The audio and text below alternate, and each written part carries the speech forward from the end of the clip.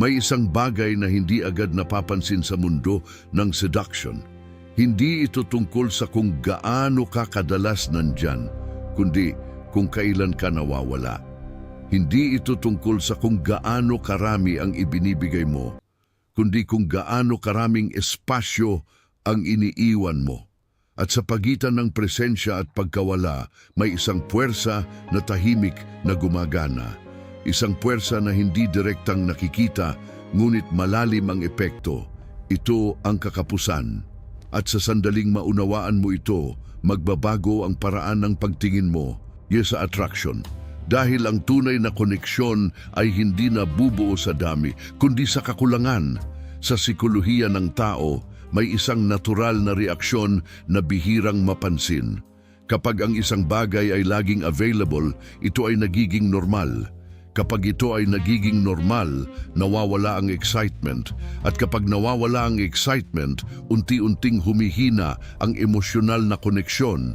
Ngunit kapag ang isang bagay ay hindi palaging naroon, nagbabago ang perception. Ang isip ay nagsisimulang magtanong, bakit wala siya? Kailan siya babalik? Ano ang ginagawa niya ngayon? At sa bawat tanong, lumalalim ang atensyon. Ito ang simula ng emosyonal na paggalaw. Sa pilosopiya ng The Art of Seduction, ang kakapusan ay hindi aksidente. Ito ay isang estratehiya. Isang paraan upang gawing mas mahalaga ang presensya mo nang hindi mo ito direktang sinasabi. Isipin ang isang tao na laging nandyan, laging available, laging mabilis sumagot. Sa simula, maaaring ito ay maganda. Ngunit sa paglipas ng panahon, nagiging predictable ito. At ang pagiging predictable ay kalaban ng attraction. Ngayon, isipin ang kabaligtaran. Isang tao na hindi laging nandyan, hindi laging sumasagot agad, at hindi laging nagbibigay ng buong atensyon. Sa ganitong sitwasyon, may puwang. At sa puwang na yon, pumapasok ang isip ng ibang tao. Nagsisimula siyang mag-isip, nagsisimula siyang magtanong, at nagsisimula siyang mag-invest ng emosyon. Ito ang unang lihim. Ang kakapusan ay hindi kakulangan ng atensyon. Ito ay kontrol ng presensya. Sa sandaling naiintindihan mo ito, mawawala ang pangangailangan na pilitin ang koneksyon. Hindi mo na kailangang maghabol, hindi mo na kailangang magpakita ng sobra. Sa halip, natututo kang magbigay ng sapat at umatras sa tamang oras. Dahil sa pagitan ng presensya at pagkawala, doon nabubuo ang tensyon. At ang tensyon na iyon, ang simula ng dependency. Sa susunod na bahagi, mas lalalim pa ang prinsipyong ito dahil hindi sapat na mawala ka lang. Kailangan mong malaman kung kailan mawawala at kailan babalik, at doon nagsisimula ang tunay na laro. Matapos mong maunawaan na ang kakapusan ay hindi simpleng pagkawala, kundi isang kontroladong presensya, ang susunod na antas ay mas kritikal. Dahil ang simpleng paglayo ay hindi sapat. Kung walang tamang timing, ang kakapusan ay maaaring magdulot ng pagkawala ng interes, imbes na pagtaas nito. Ito ang ikalawang yugto, ang sining ng tamang timing. Sa sikolohiya ng attraction, may isang mahalagang prinsipyo na bihirang pag-usapan. Ang emosyon ay hindi nabubuo sa tuloy-tuloy na presensya. Ito ay nabubuo sa pagitan ng presensya at pagkawala. Sa bawat sandali na ikaw ay nandyan, may koneksyon. Ngunit sa bawat sandali na ikaw ay nawawala, ang koneksyon na iyon ay pinoproseso ng isip ng ibang tao. At dito nagsisimula ang tunay na epekto. Isipin ang isang pag-uusap na puno ng enerhiya. May connection, may engagement, may emosyon. Sa puntong iyon, karamihan ay nagkakamali. Pinipili nilang manatili. Pinipilit nilang pahabain ang interaction. Ngunit dito nawawala ang tensyon. Dahil kapag ang isang bagay ay tumagal ng lampas sa natural nitong peak, nagsisimula itong humina.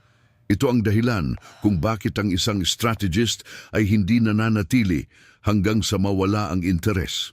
Umaalis siya habang mataas pa ang emosyon. Ito ang ikalawang lihim. umalis sa sandaling gusto ka pa nilang manatili. Sa ganitong paraan, ang interaction ay hindi nagtatapos sa pagbaba ng energy. Ito ay nagtatapos sa rurok nito. At dahil dito, ang isip ng ibang tao ay hindi nakakaranas ng closure. At kapag walang closure, may continuation. Ang isip ay bumabalik sa sandaling iyon, inuulit ito. At unti-unting lumalalim ang emosyonal na investment. Ito ang epekto ng tamang timing. Hindi mo pinipilit ang koneksyon, hinahayaan mo itong mabuo at pagkatapos ay hinahayaan mo itong magpatuloy sa isip ng iba kahit wala ka na. Sa filosofiya ng seduction, ang anticipation ay mas malakas kaysa sa presensya. Ang inaasahan ay mas malakas kaysa sa aktwal na nangyayari. At ang pagkawala sa tamang sandali ay nagbubuo ng antisipasyon. Isipin ang isang tao na biglang tumigil sa pakikipag-usap habang ang usapan ay nasa pinaka-interesanting punto. Walang paliwanag, walang drama, simpleng pagkawala lamang. Ano ang mangyayari? Maghihintay ang isip, mag-iisip, maghahanap ng continuation at sa bawat sandali ng paghihintay, tumataas ang halaga ng taong nawala. Ito ang kakaibang mekanismo na ang pagkawala ay maaaring magpalakas ng presensya. Ngunit mahalagang tandaan, ang timing ay hindi random. Hindi ito basta paglayo. Ito ay may basehan, may pakiramdam at may kontrol. Kung ang paglayo ay masyadong maaga, walang sapat na emosyon na mabubuo. Kung ito ay masyadong huli, mawawala ang tensyon. Kaya ang susi ay ang pakiramdam ng peak, ang kakayahang maramdaman kung kailan ang emosyon ay nasa pinakamataas at doon ka mawawala. Sa ganitong paraan, ang iyong presensya ay nagiging hindi kumpleto at ang hindi kumpleto ay mas nakakaakit kaysa sa buo. Ito ang ikalawang antas ng laro. Hindi lamang ang pagiging hindi laging available, kundi ang pagiging strategic sa bawat pagpasok at paglabas. Sa susunod na bahagi, mas lalalim pa ito. Dahil kapag ang timing ay tama, may isang bagong epekto ang lilitaw, ang curiosity. At sa sandaling ang curiosity ay nagsimulang mabuo, doon nagsisimula ang tunay na emosyonal na pagkadepende.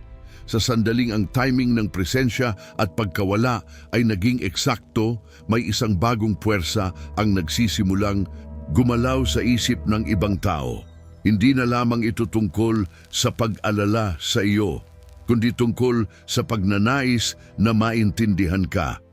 Ito ang ikatlong yugto, ang paglikha ng curiosity. Sa sikolohiya ng tao, ang isip ay hindi komportable sa hindi kumpleto. Kapag may impormasyon na kulang, may kwento na hindi tapos, o may taong hindi ganap na naiintindihan, nagsisimula ang isang proseso, ang paghahanap ng sagot. At sa prosesong ito, ang atensyon ay tumataas. Isipin ng isang tao na hindi mo kayang basahin ng buo. May mga sandali na siya ay bukas. May mga sandali na siya ay tahimik. May mga pagkakataon na siya ay malapit. At may mga pagkakataon na siya ay lumalayo nang walang malinaw na dahilan. Ano ang mangyayari? Hindi siya magiging boring. Hindi siya magiging predictable. Sa halip siya ay magiging palaisipan. At ang palaisipan ay hindi agad binibitawan ng isip. Ito ang ikatlong lihim. Ang misteryo ay mas malakas kaysa sa malinaw na sagot. Sa filosofiya ng seduction, ang sobrang pagiging bukas ay maaaring magpababa ng halaga. Kapag ang lahat ay agad na ibinibigay, walang natitirang puwang para sa imahinasyon. At kapag walang imahinasyon, humihina ang emosyonal na investment. Ngunit kapag may bahagi na nananatiling hindi malinaw, nagsisimula ang isip ng ibang tao na punan ang mga puwang at dito nagiging mas malalim ang koneksyon, hindi dahil sa aktwal mong ginagawa, kundi dahil sa iniisip nila tungkol sa iyo. Isipin ito, kapag ang isang tao ay nagsimulang magtanong tungkol sa iyo, hindi na ikaw ang gumagawa ng effort upang ipakita ang sarili mo. Siya na ang gumagawa nito sa kanyang isip. Siya na ang nag-iisip, siya na ang nag-aanalisa, at siya na ang nag-i-invest ng emosyon. Ito ang punto kung saan nagsisimula ang tunay na shift. Mula sa effort mo, papunta sa effort niya, at sa sandaling mangyari ito, ang dynamics ay nagbabago. Hindi ka na ang naghahabol, ikaw na ang hinahabol. Ngunit mahalagang tandaan, ang misteryo ay hindi pagiging malamig o walang pakialam. Ito ay ang kontroladong pagbibigay. May mga sandali ng openness, may mga sandali ng distansya, may mga pagkakataon na ikaw ay malinaw, at may mga pagkakataon na ikaw ay hindi ganap na mabasa. Sa ganitong paraan, ang iyong presensya ay nagiging dynamic, hindi static, at ang pagiging dynamic ay nagbibigay ng buhay sa interaction. Sa sikolohiya ng attraction, ang variability ay mas nakakaengganyo kaysa sa consistency. Ang hindi pagiging pareho sa bawat sandali ay nagiging dahilan upang manatiling interesado ang isip. Dahil hindi nito alam kung ano ang susunod, at ang hindi alam ay nagbibigay ng curiosity. Ito ang eksaktong layunin, hindi upang lituhin, kundi upang panatilihing buhay ang interes. At sa sandaling ang interes ay nananatili, ang emosyon ay may espasyo upang lumalim. Ito ang ikatlong antas ng laro, ang pagiging hindi ganap na maintindihan. Hindi dahil ikaw ay nagtatago, kundi dahil ikaw ay hindi agad ibinibigay ng buo.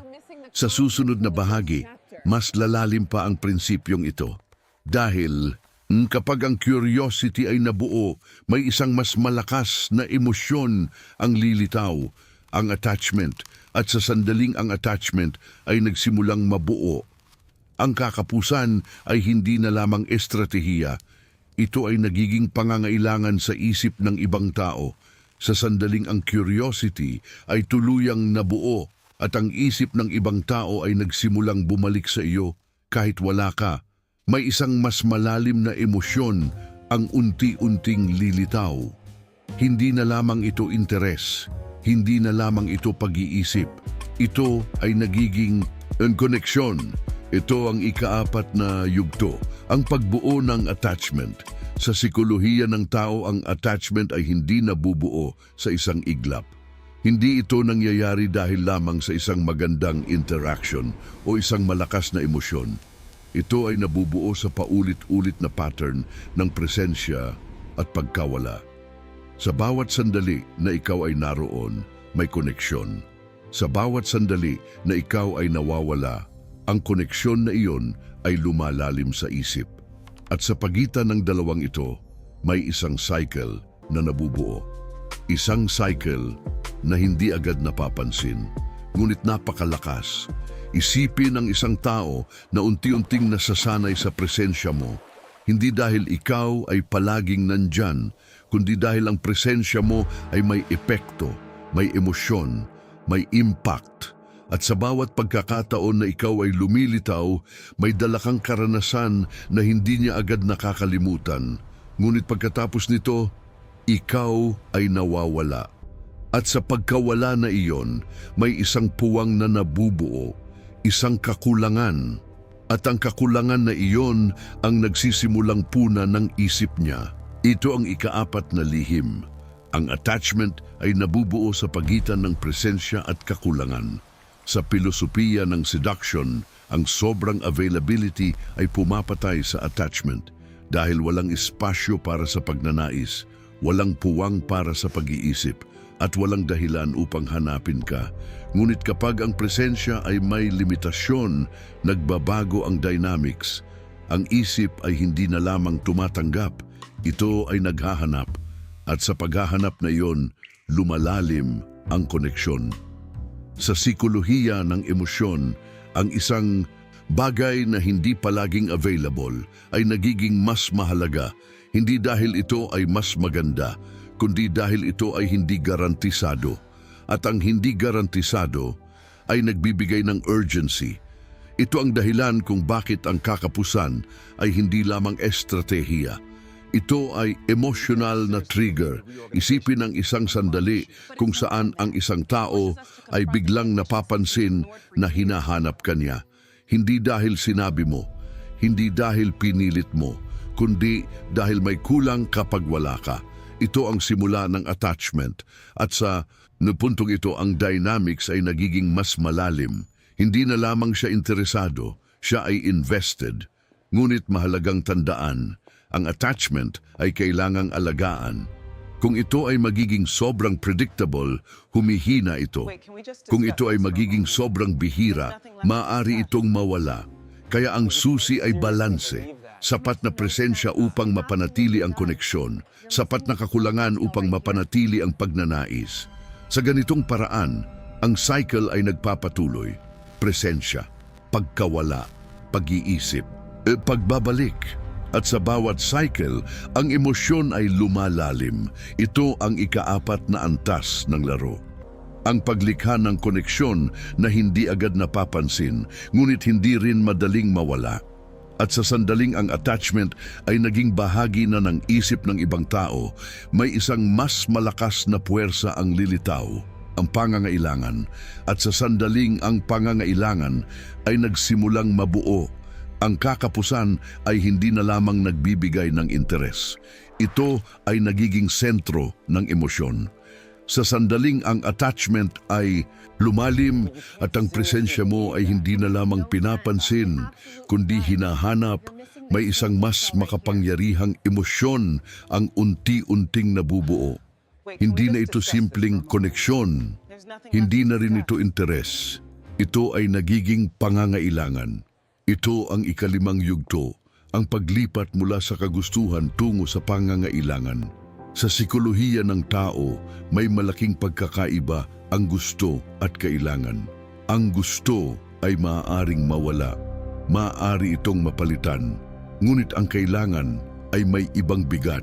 Ito ay nagiging bahagi ng emosyonal na sistema ng isang tao at dito nagsisimula ang tunay na pagbabago. Isipin ang isang tao na dati ay interesado lamang sa iyo.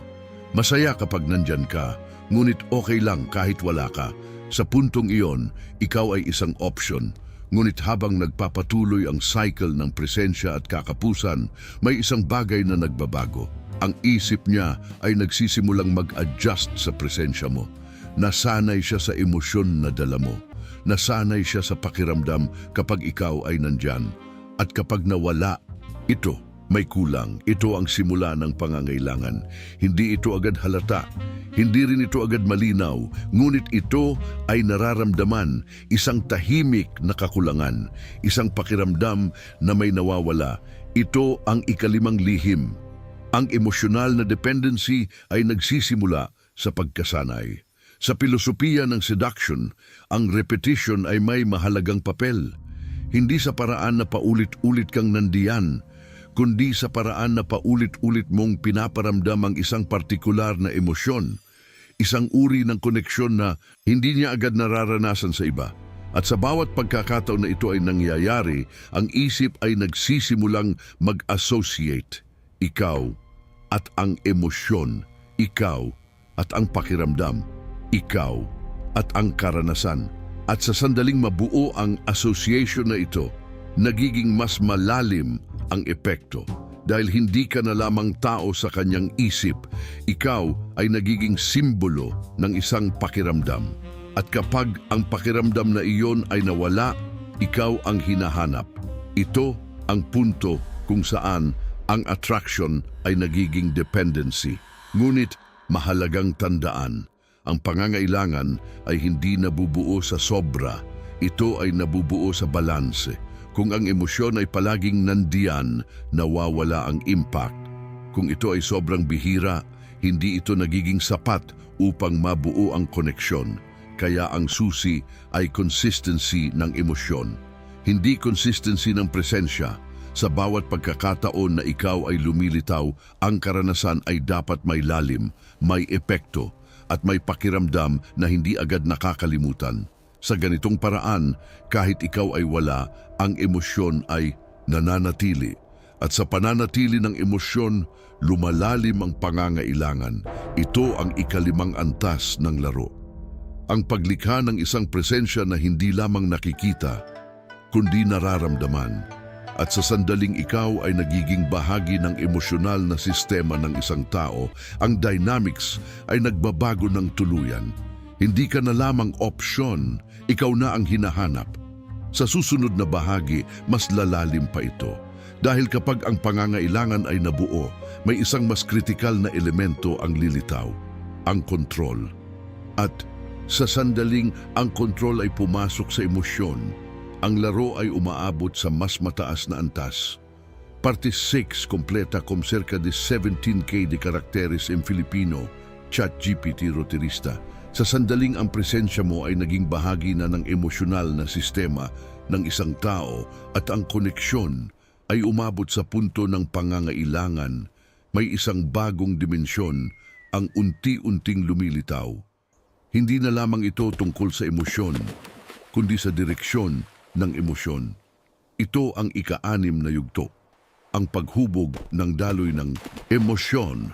Sa puntong ito, ang koneksyon ay hindi na kailangang pilitin. Ang interes ay hindi na kailangang buuin mula sa simula. Ang pundasyon ay naroon na. Ngunit dito rin nagiging kritikal ang susunod na galaw. Dahil kapag ang emosyon ay malalim na, ang paraan ng paghawak dito ang magdidikta kung lalalim pa ito o kung ito ay magsisimulang humina. Sa sikolohiya ng tao, ang emosyon ay hindi static. Ito ay gumagalaw, tumataas, bumababa, at patuloy na nagbabago batay sa karanasan.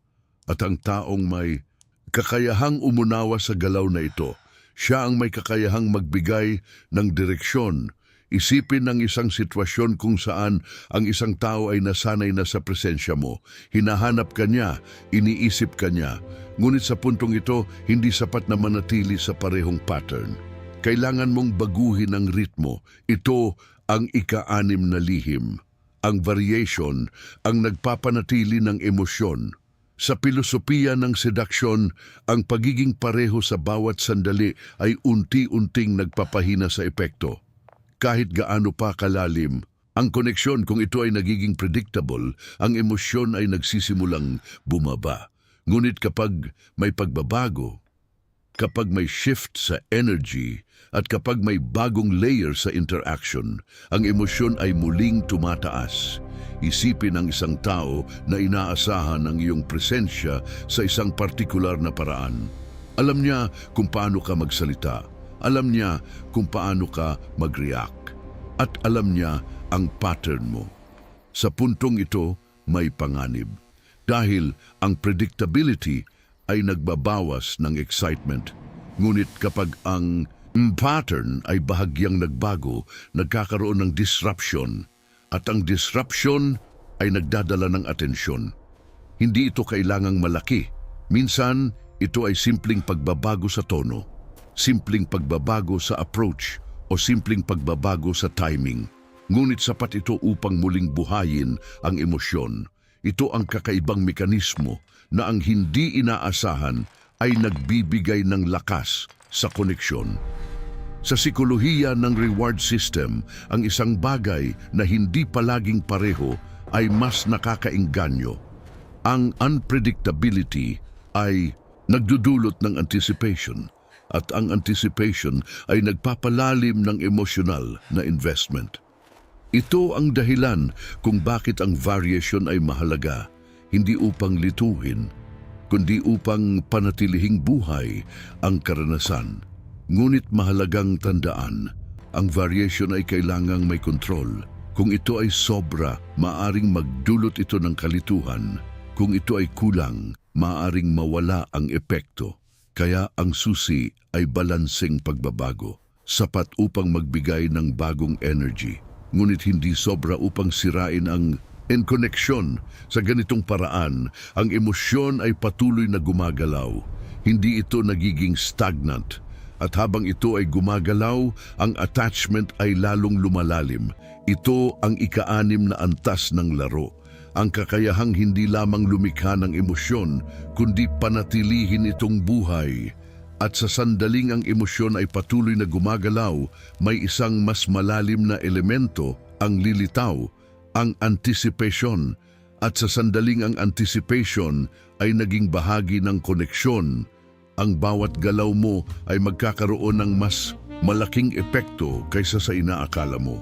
Sa sandaling ang emosyon ay hindi na static at ang koneksyon ay patuloy na gumagalaw dahil sa variation at kontroladong presensya. May isang mas malakas na puwersa ang unti-unting nabubuo. Hindi na lamang ito attachment, hindi na rin ito simpleng pangangailangan. Ito ay anticipation, ito ang ikapitong yugto, ang kapangyarihan ng inaasahan. Sa sikolohiya ng tao, ang anticipation ay isa sa pinakamalakas na trigger ng emosyon. Sa maraming pagkakataon, ang inaasahan ay mas matindi kaysa sa aktwal na nangyayari. Ang isip ay kayang lumikha ng mas malalim na karanasan kaysa sa realidad mismo. At dito nagsisimula ang tunay na epekto.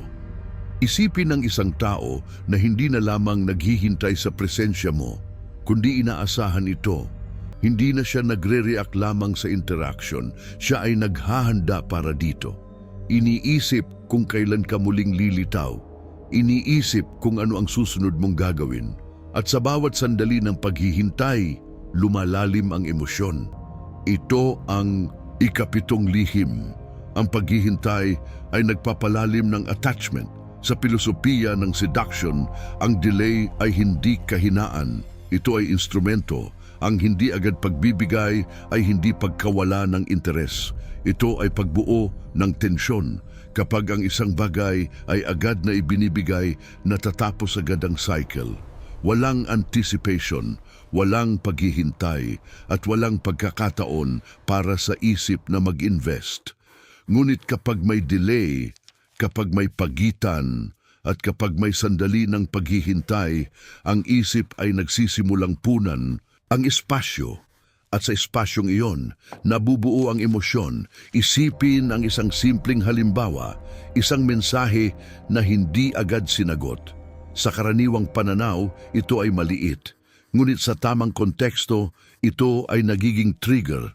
Ang isip ay nagsisimulang magtanong, ano ang ginagawa niya? Bakit hindi siya sumasagot? Kailan siya babalik? At sa bawat tanong, lumalalim ang atensyon. Ito ang kakaibang mekanismo na ang kawalan ng agarang tugon ay nagdudulot ng mas malaking engagement.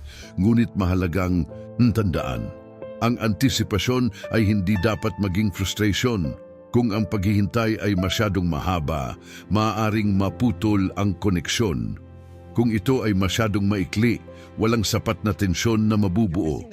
Kaya ang susi ay tamang pagitan, sapat upang lumikha ng paghihintay, ngunit hindi sobra upang mawalan ng interes. Sa ganitong paraan, ang anticipation ay nagiging natural na bahagi ng interaction. Hindi ito pilit, hindi ito halata, ngunit ito ay nararamdaman. At sa sandaling ang anticipation ay nararamdaman, nagbabago ang dynamics. Hindi ka na lamang hinahanap kapag nandyan ka, hinahanap ka kahit wala ka. Ito ang tunay na lakas ng yugto na ito. Ang presensya mo ay hindi na limitado sa aktwal mong paglitaw. Ito ay umiiral sa isip ng ibang tao kahit sa pagitan ng mga sandali. Ito ang ikapitong antas ng laro, ang pagiging bahagi ng kanilang paghihintay. At sa sandaling mangyari ito, may isang mas malalim na elemento ang lilitaw, ang emotional anchoring, kung saan ang bawat emosyon na nararanasan nila ay nagsisimulang iugnay sa iyo. At doon, ang koneksyon ay hindi na lamang malalim. Ito ay nagiging sentro ng kanilang emosyonal na mundo. Sa sandaling ang antisipasyon ay naging bahagi na ng koneksyon at ang presensya mo ay hindi na lamang nararamdaman kapag ikaw ay naroon, kundi pati sa pagitan ng mga sandali, may isang mas malalim na mekanismo ang nagsisimulang mabuo sa loob ng isip ng tao. Ito ang ikawalong yugto, ang paglikha ng emosyonal na anchor. Sa sikolohiya, ang isang anchor ay isang bagay na automatikong nagtitrigger ng emosyon. Isang salita, isang kilos, isang alaala, na kapag naulit, agad na bumabalik ang pakiramdam na konektado dito. At sa puntong ito ng koneksyon, ang layunin ay hindi na lamang lumikha ng emosyon, kundi itali ang emosyon sa iyo. Isipin ang isang sitwasyon kung saan ang isang tao ay nakaramdam ng saya, excitement, o kahit tensyon habang kasama ka. Sa sandaling iyon, hindi lamang ang emosyon ang mahalaga, kundi kung ano ang nauugnay dito. Kung ang emosyon na iyon ay paulit-ulit na nangyayari sa presensya mo, nagsisimulang mag-ugat ang koneksyon, hindi na lamang niya nararamdaman ang emosyon, ikaw ang nagiging simbolo nito. Ito ang ikawalong lihim. Ang paulit-ulit na emosyon ay nagiging identidad. Sa bawat interaction, may pagkakataon na maglagay ng emosyonal na marka, isang sandali na naiiba, isang pakiramdam na hindi niya nararanasan sa ibang tao. At kapag ito ay naging consistent, kapag ito ay paulit-ulit na naiuugnay sa iyo, ang isip ay nagsisimulang gumawa ng shortcut. Sa tuwing iniisip ka niya, nararamdaman niya ang emosyon. Sa tuwing nakikita ka niya, bumabalik ang pakiramdam. Ito ang anchoring. Hindi ito ginagawa sa pamamagitan ng malalaking aksyon. Madalas, ito ay nasa maliliit na detalye, isang partikular na paraan ng pagsasalita, isang partikular na energy, isang partikular na ritmo ng interaction. At ang consistency ng mga elementong ito ang bumubuo ng anchor, ngunit may mas malalim na layer, ang contrast. Kung ang emosyon ay palaging pareho, maaring maging normal ito. Ngunit kapag may halo ng contrast, mga sandali ng lalim at katahimikan, mga sandali ng saya at tensyon, ang emosyon ay nagiging mas malakas at ang anchor ay nagiging mas matibay. Isipin ang isang koneksyon na hindi lamang masaya kundi may lalim, hindi lamang magaan kundi may bigat. Sa ganitong paraan, ang emosyon ay hindi mababaw. Ito ay may iba't ibang layer at bawat layer ay konektado sa iyo. Ito ang kakaibang epekto na kahit wala ka, ang emosyon ay nananatili. At sa sandaling ito ay mangyari, nagbabago ang dynamics. Hindi ka na lamang bahagi ng kanyang karanasan. Ikaw ay nagiging reference point ng kanyang emosyon. Ito ang ikawalong antas ng laro, ang pagiging sentro ng kanyang nararamdaman. Ngunit dito rin nagiging mas sensitibo ang sitwasyon. Dahil kapag ang emosyon ay naka-anchor na, ang bawat galaw mo ay may mas malaking epekto. Ang presensya mo ay nagpapataas, ang pagkawala mo ay nagpapababa. At ang balanse sa pagitan ng dalawa ang magdidikta ng lalim ng koneksyon. At sa sandaling ang balanse na ito ay napanatili, may isang huling elemento ang lilitaw, ang internal dependency, kung saan ang emosyon ay hindi na lamang konektado sa iyo, kundi umaasa na sa iyo para manatiling buo. Sa sandaling ang emosyon ay naka-anchor na at ang presensya mo ay naging reference point ng nararamdaman ng isang tao, may isang mas malalim na pagbabago ang nagsisimulang mangyari sa loob niya. Hindi na lamang ito koneksyon, hindi na lamang ito attachment, ito ay nagiging dependency, ito ang ikasiyam na yugto, ang pag-usbong ng panloob na pag-asa. Sa puntong ito, ang emosyon ng isang tao ay hindi naganap na independyente. Ang kanyang saya, excitement at kahit ang kanyang katahimikan ay nagsisimulang umikot sa presensya mo. Hindi niya ito agad napapansin, ngunit nararamdaman niya ito. Sa tuwing ikaw ay naroon, ang kanyang emosyon ay tumataas. Sa tuwing ikaw ay nawawala, may kakulangan na hindi niya maipaliwanag. Ito ang ikasyam na lihim. Ang emosyonal na dependency ay nagsisimula sa contrast. Sa psikolohiya, ang tao ay mas nagiging attached sa isang bagay na nagbibigay ng pagbabago sa kanyang state. Hindi ang constant na presensya ang nagbubuo ng dependency, kundi ang paggalaw sa pagitan ng presensya at pagkawala. Isipin ang isang tao na palaging nandyan. Sa simula, Ito ay nagbibigay ng comfort. Ngunit habang tumatagal, ito ay nagiging normal. At ang normal ay hindi nagdudulot ng dependency. Ngunit kapag ang presensya ay may pagitan, kapag may sandali ng pagkawala, at kapag ang pagbabalik ay may epekto, ang emosyon ay nagiging mas malalim. Ang pagkawala ay lumilikha ng kakulangan. Ang pagbabalik ay nagbibigay ng relief. At ang cycle na ito ang bumubuo ng dependency. Ito ang kakaibang mekanismo na ang hindi palaging presensya ang nagiging dahilan ng mas malalim na pangangailangan. Ngunit mahalagang tandaan, ang dependency ay hindi dapat maging halata. Kung ito ay masyadong direkta, maaaring magkaroon ng resistance. Kung ito ay masyadong agresibo, maaaring masira ang koneksyon. Kaya ang susi ay subtlety. Ang mga pagbabago ay kailangang natural. Ang presensya ay kailangang dumating ng hindi pilit. At ang pagkawala ay kailangang mangyari ng hindi dramatiko. Sa ganitong paraan, ang isip ay hindi nagtatanggol. Ito ay nag-a-adjust. At habang ito ay nag-a-adjust, unti-unting nabubuo ang dependency. Ito ang punto kung saan ang koneksyon ay nagiging bahagi ng sistema ng tao. Hindi na ito external. Ito ay internal. Ang emosyon ay hindi na lamang reaksyon sa presensya mo. Ito ay nagiging pangangailangan na maibalik ang pakiramdam na ikaw ang nagbibigay. Ito ang ikasyam na antas ng laro, ang pagiging bahagi ng kanilang emosyonal na balanse. At sa sandaling ito ay mangyari, may isang huling yugto na naghihintay.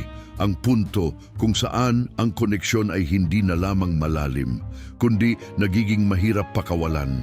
Kung saan ang presensya mo ay hindi na lamang hinahanap, kundi kinakailangan. At doon, ang dynamics ay ganap ng nagbago. Sa sandaling ang emosyon ay naging naka-anchor, ang anticipation ay naging natural, at ang dependency ay unti-unting nabuo sa loob ng isang tao. May isang huling yugto na nagsasara ng buong cycle. Isang yugto na hindi na lamang tungkol sa emosyon, kundi sa kontrol ng emosyonal na realidad. Ito ang ikasampung yugto, ang punto ng hindi madaling paglayo. Sa puntong ito, ang koneksyon ay hindi na simpleng nararamdaman. Ito ay naging bahagi ng sistema ng pag-iisip ng isang tao. Ang presensya mo ay hindi na lamang nagbibigay ng emosyon, kundi nagiging reference kung paano niya nararamdaman ang sarili niya. Ito ang ikasampung lihim. Kapag ang isang tao ay nagsimulang iugnay ang kanyang emosyonal na estado sa presensya ng iba, ang koneksyon ay nagiging mahirap putulin. Isipin ang isang sitwasyon kung saan ang isang tao ay hindi na lamang nasisiyahan kapag kasama ka, kundi mas malinaw niyang nararamdaman ang sarili niya kapag ikaw ay naroon, mas buhay, mas konektado, mas buo. At sa tuwing ikaw ay nawawala, hindi lamang ikaw ang nawawala, pati ang pakiramdam na yon. Ito ang pinakamalalim na layer. Hindi ka na lamang tao sa kanyang buhay. Ikaw ay nagiging bahagi ng kanyang emosyonal na pagkakakilanlan. Sa psikolohiya, ito ang tinatawag na integrasyon, kung saan ang isang external na presensya ay nagiging internal na bahagi ng sistema ng tao. At kapag ito ay nangyari, ang paglayo ay hindi na simpleng desisyon. Ito ay nagiging proseso ng pagkawala ng isang bahagi ng sarili. Ito ang dahilan kung bakit ang ilang koneksyon ay mahirap kalimutan. Hindi dahil sa dami ng oras na pinagsamahan, kundi dahil sa lalim ng emosyon na naiuugnay sa isang tao. Ngunit dito rin pumapasok ang pinakasensitibong bahagi ng dynamics, ang kontrol. Sa puntong ito, ang bawat galaw mo ay may epekto. Ang bawat salita ay may bigat. Ang bawat desisyon ay may implikasyon sa emosyon ng taong konektado sa iyo. Kung ang presensya mo ay consistent, ang emosyon ay magiging stable. Kung ito ay nagiging unpredictable, ang emosyon ay magiging mas intense. At kung ito ay biglang mawawala, ang epekto ay magiging malalim. Ito ang kakaibang katotohanan na ang lalim ng koneksyon ay hindi lamang nagbibigay ng lakas, kundi nagbibigay din ng responsibilidad. Dahil sa puntong ito, ang emosyon ng isang tao ay hindi naganap na hiwalay sa iyo. Ito ay konektado. At ang koneksyon na ito ay kailangang hawakan ng may kontrol at kamalayan. Ito ang ikasampung antas ng laro, ang pagiging bahagi ng emosyonal na realidad ng iba. Ngunit may isang bagay na kailangang maunawaan. Ang tunay na kapangyarihan ay hindi lamang nasa kakayahang lumikha ng ganitong koneksyon, kundi sa kakayahang kontrolin ang sarili sa loob nito. Dahil sa huli, ang pinakamalalim na anyo ng impluwensya ay hindi lamang ang kontrol sa emosyon ng iba, kundi ang kontrol sa sariling galaw, sariling presensya at sariling epekto. At sa sandaling ito ay naunawaan, ang buong sistema ay nagiging malinaw. Hindi ito tungkol sa simpleng pag-akit, hindi ito tungkol sa panandaliang impluwensya. Ito ay tungkol sa paghubog ng karanasan, pagdidikta ng emosyonal na daloy, at pagiging bahagi ng mga sandaling hindi madaling makalimutan. At sa puntong iyon, ang koneksyon ay hindi na lamang umiiral sa pagitan ng dalawang tao. Ito ay nagiging bahagi ng kung sino sila at kung paano nila nararamdaman ang mundo.